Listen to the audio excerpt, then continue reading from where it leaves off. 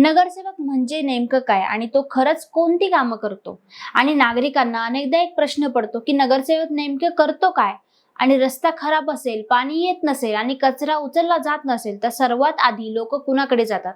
नमस्कार मंडळी, मी कृतिका आणि तुम्ही बघतात उघड उघड.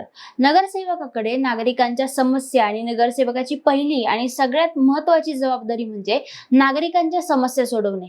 पाणी, रस्ते, कचरा, गटार, स्ट्रीट लाईट या सगळ्या तक्रारी पालिकेकडे मांडणे आणि त्यावर पाठपुरावा करणे हे नगरसेवकाचं रोजचं काम आहे. विकास कामे म्हणजेच नगरसेवक म्हणजे केवळ तक्रारी ऐकणारा नाही, तो विकास घडवणारा प्रतिनिधी असतो. म्हणजेच रस्ते बनवणे, पाणी पुरवठा सुधारणे आणि उद्यानं विकसित करणे, खेळाची मैदाने, सीसीटीव्ही बसवणे ही सगळी कामं नगरसेवकाच्या पुढाकारानेच होतात.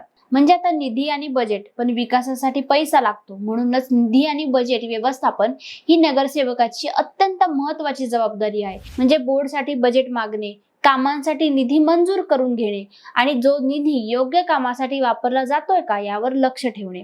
आता हे सगळं काम नगरसेवक करतो. पण नगरसेवक हा महापालिकेच्या सभागृहाचा सदस्य असतो. आता सभांना उपस्थित राहणे, प्रश्न उपस्थित करणे, सूचना देणे आणि मतदानाद्वारे निर्णय घेणे यातूनच शहराचं धोरण ठरतं.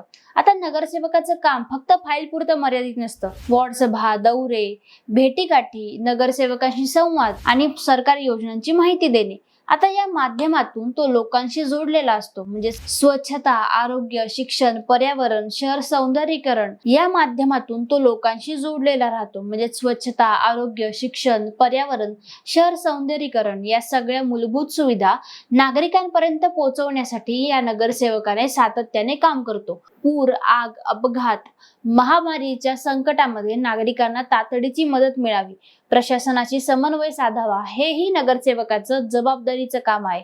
म्हणूनच नगरसेवक म्हणजे फक्त निवडून आलेला नेता नाही, तो नागरिकांचा आवाज असतो, वॉर्डाचा विकासक असतो आणि शहराच्या निर्णय प्रक्रियेचा भाग असतो.